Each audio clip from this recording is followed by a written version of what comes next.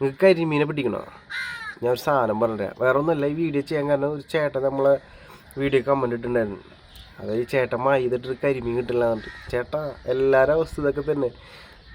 ഞങ്ങൾ ഇതേപോലെ ഡേഞ്ചർ പാലത്തിൻ്റെ അവിടെയും മറ്റേ കുണ്ടയുടെ പാലത്തിൻ്റെ അവിടെയൊക്കെ പോയിട്ട് കരിമീൻ ഇങ്ങനെ നട്ടക്കനെ പാള പോലത്തെ കരിമീൻ ഇങ്ങനെ നട്ടക്കുക.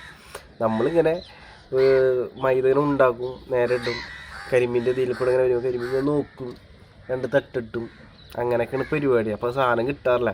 പിന്നെ അനിയന് ഒരു സാധനം ചെയ്തിട്ടുണ്ടായിരുന്നു. അതായത് മൈദ എടുക്കുക, കുറച്ച് നമ്മൾ കളർ മീൻ കൊടുക്കുന്ന പെല്ലറ്റില്ല, ഡപ്പിൽ വരുന്ന പച്ച മഞ്ഞൊക്കെ ആയിട്ടുള്ള മണി പോലത്തെ സാധനം കുറച്ച് എടുക്കുക, നന്നായി മിക്സ് ചെയ്യുക, മൈദയിൽ കുഴയ്ക്കുക.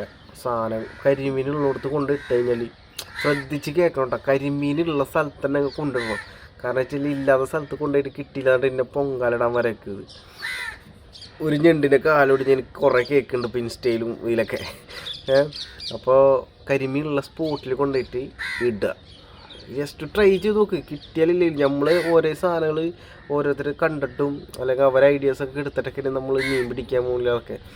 അപ്പോൾ അങ്ങനെ ഒന്ന് ട്രൈ ചെയ്ത് നോക്ക് ചേട്ടാ, ചിലപ്പോൾ കിട്ടും.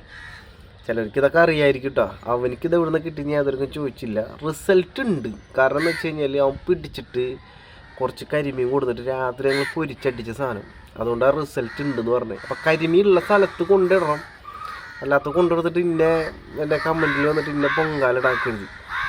ജസ്റ്റ് ട്രൈ ചെയ്ത് നോക്കട്ടാ. Okay, by.